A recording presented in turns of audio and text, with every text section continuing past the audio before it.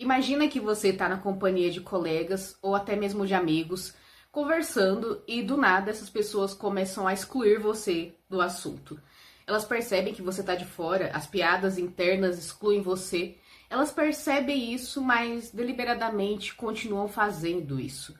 Agora, imagina sentir isso por 1h36.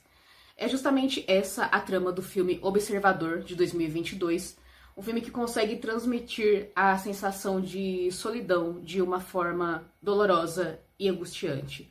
Eu sou a Dai, este é o Dai Tá Lendo, e nesse longa a gente conhece a Júlia. Ela se mudou para um novo país, o qual ela não fala o idioma e, sinceramente, não é o local onde ela queria estar. Mas por que ela foi para lá se esse não era o seu desejo? Bom, aqui vai um terror, na minha opinião. A Júlia foi morar nesse novo país porque o seu marido, Francis, conseguiu uma oportunidade de emprego que, na opinião dele, era imperdível. Isso pra mim é um terror porque a Júlia abriu mão de tudo o que ela queria em prol do seu marido. E a ideia de fazer isso por alguém me assusta porque tem um motivo muito claro para isso. É muito provável que isso acabe em mágoa, raiva e provavelmente em uma situação de abuso, já que uma pessoa vai acreditar que deve aguentar qualquer coisa que venha da outra justamente porque depende dela financeiramente. Eu acho a independência financeira o pilar onde uma relação saudável deve ser construída, e em uma relação é muito fácil você perder a individualidade e se perder em prol do casal. Ao meu ver, melhorar e fazer concessões é algo bom e natural até de acontecer, mas depende muito da intensidade. Por exemplo, se uma pessoa gosta muito de ficar em casa e a outra prefere sair, vocês podem revezar e o final de semana ficar em casa, no outro passear no shopping ou no parque. Isso é algo comum, não vai fazer mal para ninguém e pode se estender até outras coisas do dia a dia, como pedir a comida favorita do outro e depois pedir a sua. Pode ser até que você acabe gostando de uma comida diferente, mas essas são concessões que fazem sentido e que não são maléficas para nenhuma das duas pessoas. Porém, no caso dessa trama, o que acontece é uma mudança gigantesca. Eles não vão passear em um país diferente, eles vão morar. E, gente, a cultura desse novo país é muito diferente naturalmente. As pessoas agem de uma forma diferente e como a Júlia não fala o idioma, ela constantemente se sente muito sozinha. Já é ruim, mas piora. A crise no relacionamento começa e eu preciso falar do quanto eu achei o Francis um egoísta. A Júlia abriu mão dos seus desejos em prol dele e eu não vi nenhuma gratidão por parte desse cara, eu não vi ele sendo paciente ou compreensível com a mulher dele. E ela falava constantemente do quão triste estava se sentindo. Ele rapidamente perde a paciência com ela e ele não acredita numa coisa terrível que ela começa a falar, que na frente deles, no prédio da frente, tem um cara que tá olhando pro apartamento deles, olhando pra ela. Ele tá literalmente colado no vidro, olhando pra ela à noite, quando ela tá sozinha. Ela nota isso, fica desconfortável e fala pro Francis. E ele descredibiliza, fala que ela tá imaginando. A forma com que ele duvida dela é dolorosa. O comportamento desse vizinho continua assustador e todas as noites ele fica olhando pra Júlia. Ela tenta seguir em frente, mas é claro que isso começa a mexer muito com a mente dela. Quem não ficaria nesse estado de paranoia constante, com alguém literalmente olhando pra você parado do vidro da janela do outro apartamento? Isso é muito estranho. Não foi algo que aconteceu uma vez, uma coincidência. É algo que constantemente está ocorrendo. A Júlia finalmente acaba fazendo uma amiga, que é a Irina, uma dançarina noturna. Ela mora no apartamento do lado, no mesmo prédio. E esse é o único momento que a Júlia tem algum descanso, que tem um respiro nessa trama. Que ela finalmente consegue conversar com alguém que não fica falando que ela tá enganada ou louca. Ela consegue rir de novo. As duas passam um tempo sozinho e finalmente a Júlia não se sente tão solitária naquele novo país. E falando em estar solitário, esse filme tem uma baixa saturação que transmite uma sensação constante de isolamento e de tristeza.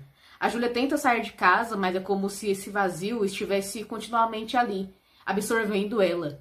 Ela rapidamente volta a fumar e as cenas que ela está sozinha em casa duram grande parte do filme, já que o Francis está sempre trabalhando.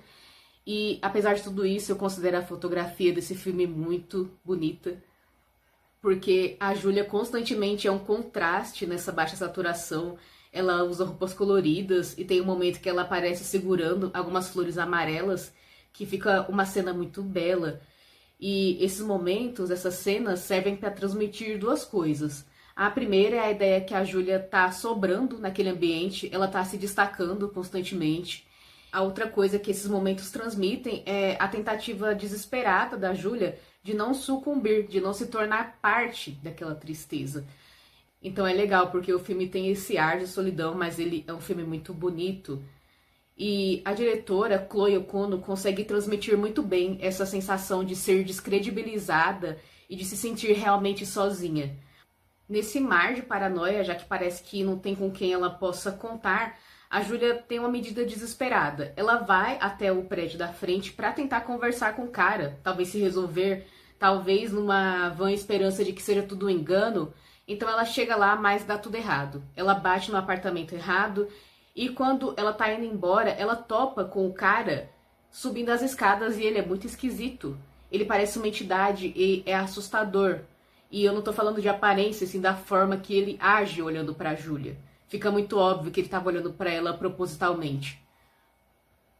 Com base nisso, o observador aproveita para jogar toda essa história ao seu favor. O que ele faz? Ele faz a denúncia contra ela, para falar que ela tá perturbando ele. Então acontece uma cena inacreditável, na verdade, ela é dolorosamente crível, no qual ele vai lá na casa dela junto com um policial. E claro que o bananão do marido da Júlia tá junto também na situação e fica contra ela para variar.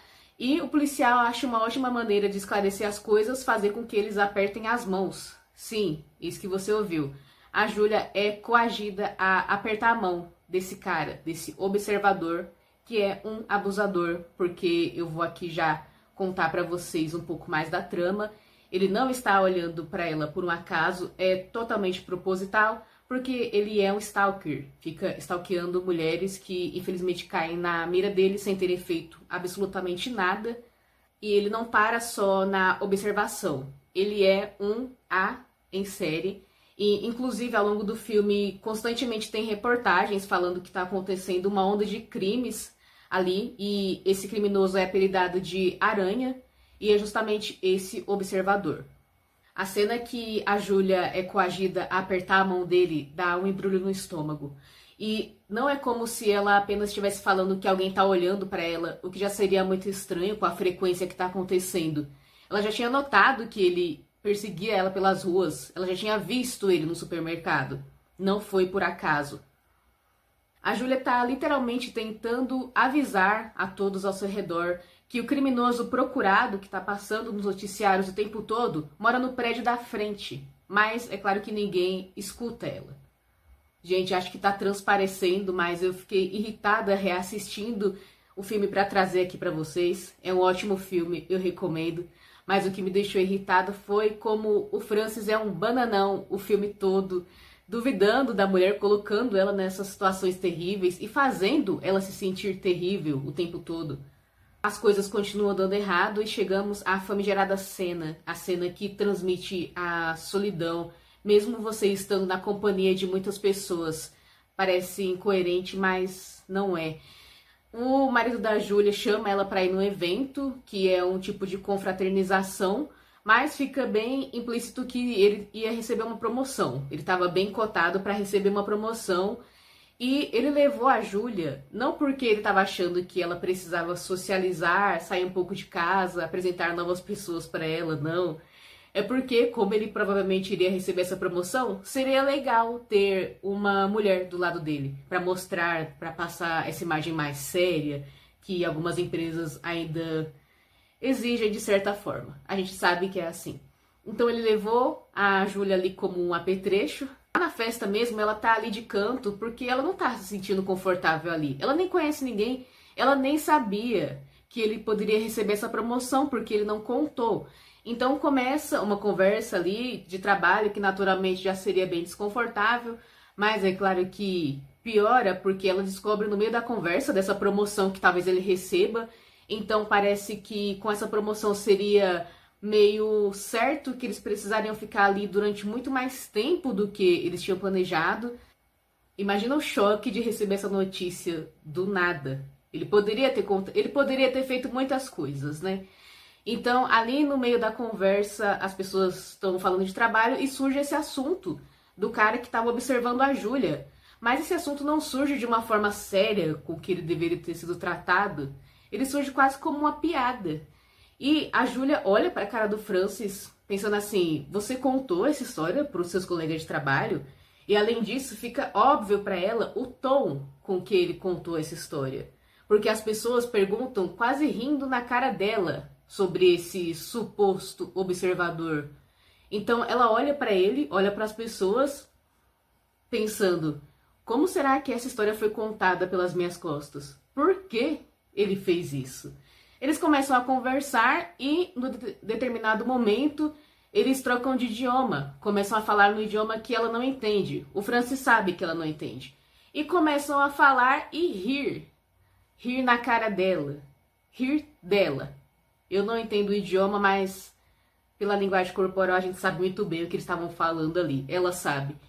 E ela começa a olhar para o Francis, olhar para as pessoas. Vocês estão rindo de mim. Vocês estão rindo de uma coisa séria. Assim, é uma total falta de respeito. Você sente a amargura dela. Então, ela acaba questionando ali de uma maneira mais ríspida. E é óbvio que o Francis faz com que ela pareça louca. Ela pareça alguém que está estragando a grande oportunidade profissional dele. E ela não aguenta mais isso e simplesmente sai daquela festa para voltar para casa sozinha. Estamos nos encaminhando para o final do longa-metragem aqui. A Júlia, angustiada, desce pro metrô, entra no metrô e lá no vagão que ela entrou, o observador tá sentado no banco próximo a ela. E é óbvio que ela já começa a ficar muito assustada, só estão os dois ali. E ele tá segurando uma sacola que ele segurava em vários momentos do filme, que não parecia nada demais, só que ela começa a olhar com atenção para essa sacola. E vai dando um zoom nessa sacola, até a gente ver o que tem dentro. E é uma cabeça. Apavorada, porque ela tá a sós com esse cara no vagão, ela desce, mal conseguindo respirar, e corre para casa. Novamente, a situação que essa mulher tá é de partir o coração. Ela volta correndo, chega em casa e ela escuta alguma coisa no apartamento do lado. Às vezes tinham alguns sons ali no apartamento do lado, mas esse parecia muito estranho e tinha um motivo para ser estranho. Ela corre até lá, entra no apartamento da Irina, da sua amiga, mas o pior já aconteceu. A Irina se tornou uma vítima do Aranha, que é o observador, e a cabeça naquela sacola muito provavelmente era dela. Agora que ele não precisa mais esconder de ninguém que ele é o cara que tirou tantas vidas e que ele começou a perseguir a Júlia, eles têm um confronto no qual o cara fala que na cabeça deturpada dele, na mente deturpada dele, em uma noite quando a Júlia levantou a mão para ver se ele estava olhando para ela mesmo, porque o Francis fez ela parecer maluca, ela levantou a mão e ele respondeu levantando a mão também. Então, na cabeça do Aranha, nesse dia, ela correspondeu. E isso foi muito novo para ele, já que nenhuma outra mulher tinha correspondido. É doentio. Então, o Aranha consegue render a Júlia. E no apartamento do lado a gente escuta que o Francis está chamando por ela. Ele saiu da festa também e foi atrás dela. E o Aranha fala para ela não gritar. É óbvio que quando ela escuta a voz do Francis, ela grita e ele corta a garganta dela. Então o Aranha levanta para ir em direção ao Francis, provavelmente, mas a Júlia sobreviveu. Então ela consegue disparar contra ele, elimina esse cara da face da terra, felizmente, e o Francis fica olhando com a cara de bananão, finalmente acreditando que a história era verdade. Só precisou chegar nesse ponto para ele acreditar que era verdade. O Observador é um filme excelente, eu recomendo demais. É uma trama de suspense muito boa, lembra muito filmes do Hitchcock, Lembra até uns filmes mais recentes, tipo o Paranoia, o filme de 2007, que eu assisti muitas vezes porque passou muito na TV aberta, era bem divertido, eu sempre gostei muito de tramas de suspense. E essa, O Observador, é um prato cheio se você gosta. Vá preparado para passar raiva, mas eu acho um filme bem legal e é muito doloroso esses paralelos que ele faz com a vida real de pessoas que estão tentando ser ouvidas, falando coisas que parecem óbvias, mas elas só parecem óbvias quando chega nesse caso tão extremo. Obrigada por acompanhar o vídeo até aqui. Eu sou a Dai e até a próxima.